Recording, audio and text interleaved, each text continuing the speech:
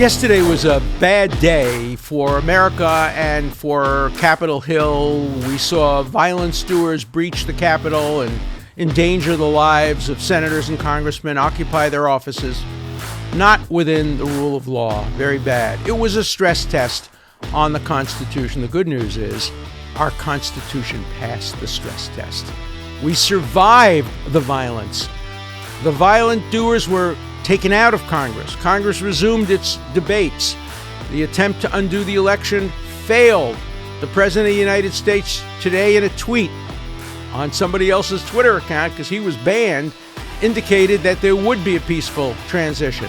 So it was a bad day for the Capitol, a bad day for the rule of law, but ultimately the Constitution passed its stress test.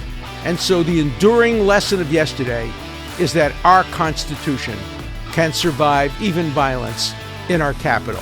And that's good news, and you'll hear more about it on The Dirt Show. On Wednesday, our Constitution was subjected to a stress test. You know what a stress test is. When you're my age, every year or so, you have to get on the treadmill, and you have to push your heart to the limits, and they have to test you and see if you're okay. And banks have stress tests to make sure that their deposits are sufficiently secure. Well, yesterday, our Constitution, particularly the First Amendment, had a stress test. And although it was a terrible, terrible day, the idea that the Capitol would be breached by violent protesters, thugs, breaking windows, endangering lives, going onto the floor of the Senate and the House, breaking into the offices of the Speaker of the House. 4 deaths resulted. We're still not sure of the circumstances under which they resulted. But all in all, a terrible day when it comes to violence, civility, and the rule of law. But the stress test was passed by our Constitution. The senators and the congressmen got back to work. Sure, it was late at night. They debated. The debates were informative. They were protected debates under the speech and debate clause of the Constitution. The president made a volatile speech. Many people disagreed with it. First Amendment is not designed to protect speech that you agree with. It's designed to protect speech you disagree with. And so the First Amendment was tested. The First Amendment hopefully will survive. There are those who would sacrifice the First Amendment on the altar of political expediency. There are some, the pundits on CNN, on other stations, who are saying the president violated the law, his speech wasn't protected by the First Amendment. Wrong. Nonsense. The speech was protected by the First Amendment. You may not like it. It may cause you to change your party affiliation or may change your views. That's your freedom of speech and freedom of conscience. But the speech itself was protected, and we ought not to compromise our First Amendment rights just because illegality resulted. We've seen that throughout our history. Union agitators earlier in our history would get up and make speeches, and it would be followed by violence and broken windows and sometimes death. But we don't prosecute the people who make the speech. Many years ago, I defended a professor at Stanford who made a speech on the campus, which resulted in violence. I defended his speech. The ACLU defended his speech. Let's see if the ACLU defends the speech of the president against those who would say that he incited violence. The rules for what constitutes incitement of violence are very, very narrow, and they didn't come close to being violated yesterday by the president's speech. So say what you want about the president's speech. Indeed, say a lot about it, because that's your free speech. But don't sacrifice the First Amendment. Don't constrain the First Amendment. Don't limit the First Amendment. There are those who were saying that Senator Ted Cruz and others who made speeches on the floor of the Senate violated their constitutional obligations. Nonsense. We have a speech and debate clause specifically designed to protect senators and congressmen in whatever speeches they decide to make on the floor of the Senate, as long as they don't go around committing felonies. We had an experience once in the House of Representatives, I think it was. It could have been the Senate. I think it was the House of Representatives, where a member of Congress assaulted another member of Congress, hit him over the head with a cane. Now, that's not protected by the speech and debate clause. But Ted Cruz's speech was. So is Majority Leader McConnell's speech. I may have liked McConnell's speech more than I liked Ted Cruz's speech. Hey, that's my business. That's my concern. That's my freedom of conscience and freedom of speech. But the idea of constraining speech because it may have led to violence would do more harm to our Constitution than the rioters themselves did. Let's go abroad for a second and remember what happened a few years ago when a magazine, Charlie Hebdo, foolishly, I think, and provocatively printed cartoons of the Prophet Muhammad, which they knew, indeed they did it quite deliberately to provoke. They knew it would provoke anger, discomfort, perhaps even violence, and they paid a heavy price for it. Muslim rioters and violence doers and terrorists and murderers came to the headquarters of the magazine and killed a lot of the magazine editors and wounded others. There were those who sought to blame the magazine. Well, you could make a judgment about whether the magazine did was right or wrong, but the only people you blame for violence are the people who do violence. I own a letter from Thomas Jefferson. I personally own this letter, handwritten on the eve of July 4th, 1800, as the president settled into his presidency, his very controversial presidency, where Jefferson is asked a question whether a minister who makes a speech, a provocative speech, inciting violence is held responsible. And he said, no, you don't hold the speaker responsible. You hold the violence doer responsible. That's Thomas Jefferson in 1800. I wish some of my colleagues in the academy would go back and read Thomas Jefferson and read our First Amendment and stop being willing to sacrifice the First Amendment because they don't like the speech of our current president or our current Republican senators. That's a serious, serious mistake. The First Amendment will endure. It must endure. It was not designed to protect speech that's pablum. It was designed to protect provocative speech, controversial speech, yes, even dangerous speech. If you start banning things because they might lead to violence, where do you end? The Bible has led to violence. The Quran has led to violence. Even the Constitution of the United States has occasionally led to violence. Ask the rioters yesterday. They'll tell you they were there defending the Constitution of the United States. No, we have violence that results from all kind of freedom of speech. And if the test of freedom of speech were that it can't in any way contribute to any kind of illegality or violence, the First Amendment would become dead letter. So the First Amendment passed the stress test yesterday. Our system of separation of powers passed the stress test yesterday. We had a result of the congressional debates in which the election was reaffirmed, in which Ted Cruz was rejected in the marketplace of ideas, the marketplace of the Senate, to be sure, but the marketplace in which he was operating.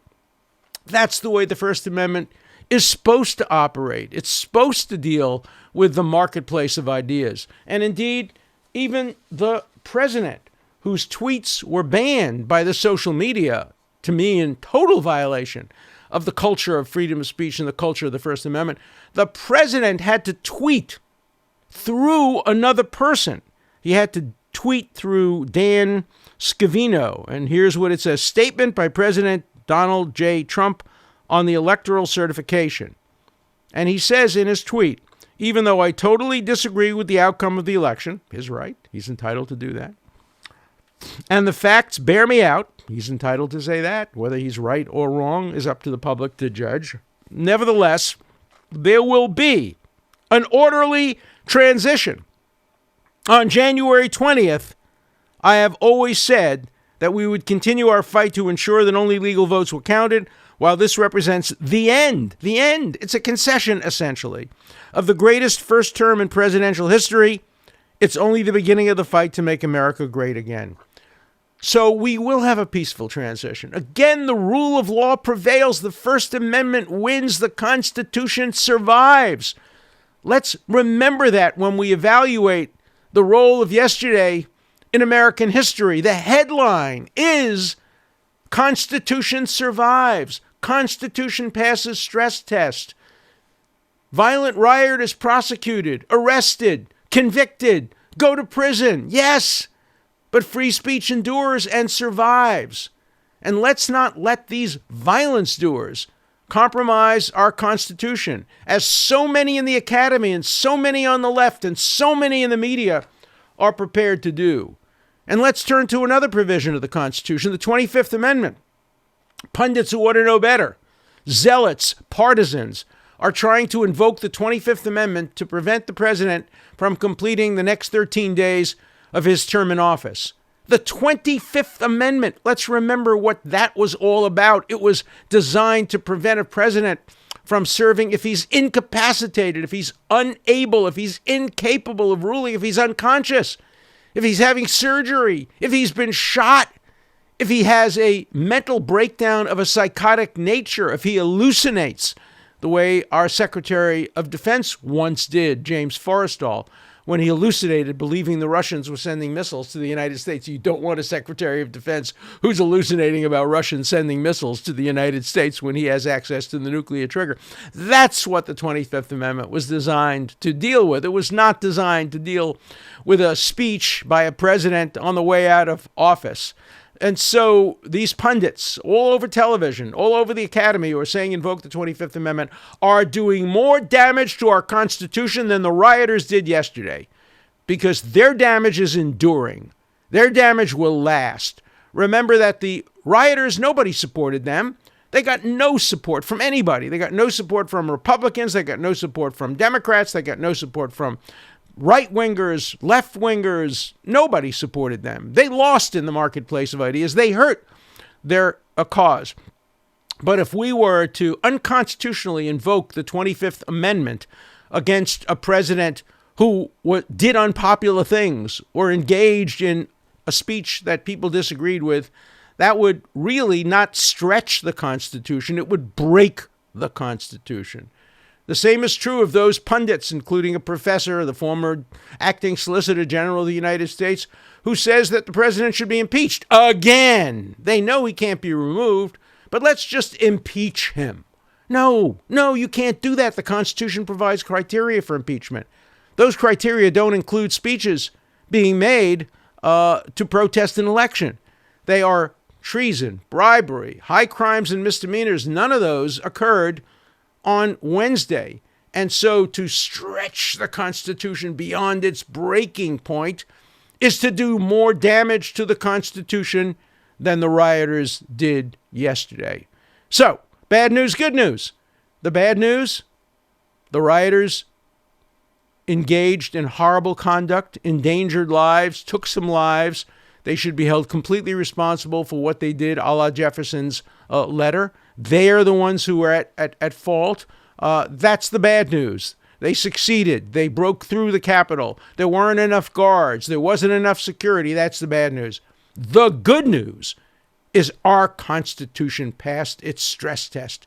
It endured. It survived. We should not be compromising the First Amendment, the 25th Amendment, the impeachment clauses of the Constitution. That would do enduring harm to our system of rule under law. We must keep our Constitution intact. We must subject it to tests. It's okay to stretch the words. It's okay to challenge. It's okay to impose stress tests on the Constitution. But it's not okay to break the Constitution or break the law. And that's what some people on the hard left, some people in the academy, some people on CNN, some people on MSNBC were calling for last night and are calling for today. Shame on them. You are the ones who are hurting and endangering and damaging our Constitution. We will fight back against rioters, against violence doers, but we will also fight back against you who would compromise the Constitution in the name of your own partisan politics. That's my point of view on The Durst Show. I'm sure it will be very controversial.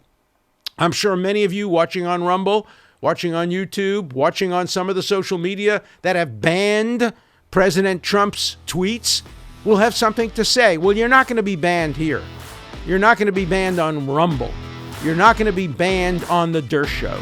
So let's hear your point of view as we take listeners on The Durst Show. Our first call today is from Martin in Florida. Hi, Alan. This is Martin from Florida. I'm watching CNN and Fox, and I'm seeing what's going on with respect to the certifying of the vote and Pence declaring Joe Biden as the official president-elect. What are these protesters planning on accomplishing? I heard one of your favorite students, Ted Cruz, whom you've referred to a few times as one of your brighter students, speak, and the whole thing makes no sense to me. I understand peaceful protesting if it's going to lead to something productive. This is not going to lead to anything productive. If the government tries to take over the decision as to who's going to be the president, well, then we have to abolish the Electoral College. And I would think the Democrats would probably be happy if the Republicans tried to do that, because then the Democrats would almost assuredly win future presidential elections. So why are they cutting their nose to spite their face? First of all, these protesters are not even acting in a civilized way from what I see. They're scaling walls. This is absurd. And this just makes the United States look like an embarrassment to the rest of the world. And quite frankly, this is the most pathetic situation I've ever seen post-presidential election. Thanks. I'd like your comment on this. Well, I agree with you that it's pathetic to see violent protesters trying to climb the walls of the Capitol. But in the end, democracy prevailed. You ask what Ted Cruz was trying to do. He said clearly what he was trying to do. He said 39% of Americans, I don't know whether his data is correct or incorrect, but 39% of Americans have questions about this election. He was trying to raise those questions and call for a commission. I disagree with that. I think a commission would be a good idea for the future. But there's not enough time to have a commission do its work within the next week or so. And therefore, appointing a commission would inevitably result in questioning whether or not the peaceful transition could go forward. Cruz lost. His vote was rejected. His motion was rejected. And the election has been now recognized by President Trump. He said there'll be a peaceful transition. So although we saw some pathetic actions yesterday, the First Amendment survived, the speech and debate clause of the Constitution is stronger than ever, and we will have a peaceful transition. That's a victory for democracy. Our next call is from Max in New York. Hi, Alan. It's Max from White Plains, New York.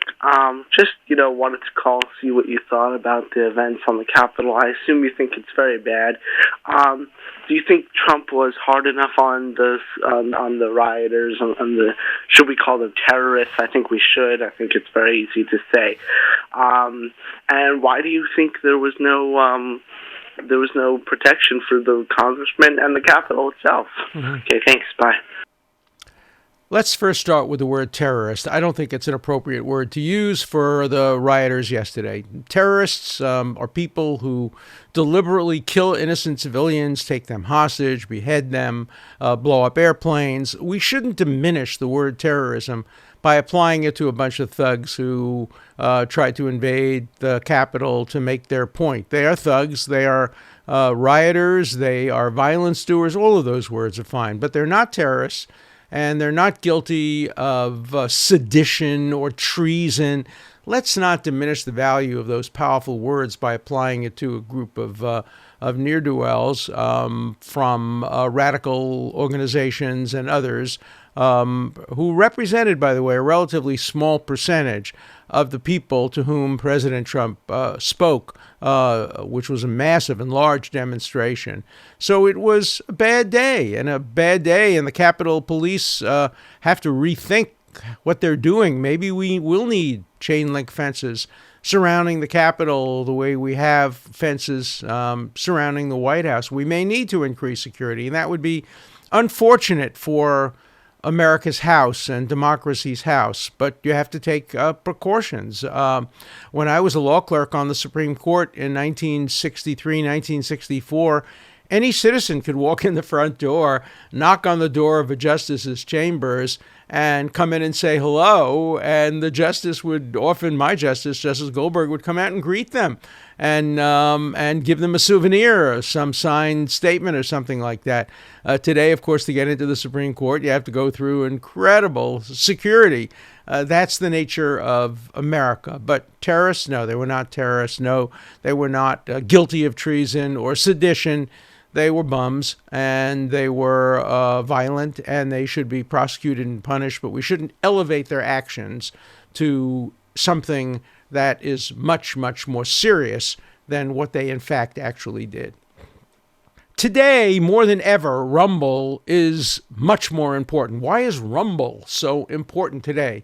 Because today is the day that the President of the United States has had his tweets banned by Twitter, his videos taken down by YouTube. The other social media, the censorial social media, are engaged in massive censorship. Look, that maybe they're right. They're not government entities under the First Amendment. That's a big debate. It's one of the most difficult challenges that our First Amendment faces in the 21st century in the age of social media.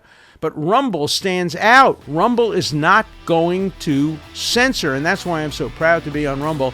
And that's why I urge those of you who believe in freedom of speech and support The Durst Show and support my views on freedom of speech and support Rumble's views on freedom of speech, please subscribe to The Durst Show through Rumble. That's a win-win. The Durst Show wins, Rumble wins, and free speech wins. So please subscribe through Rumble.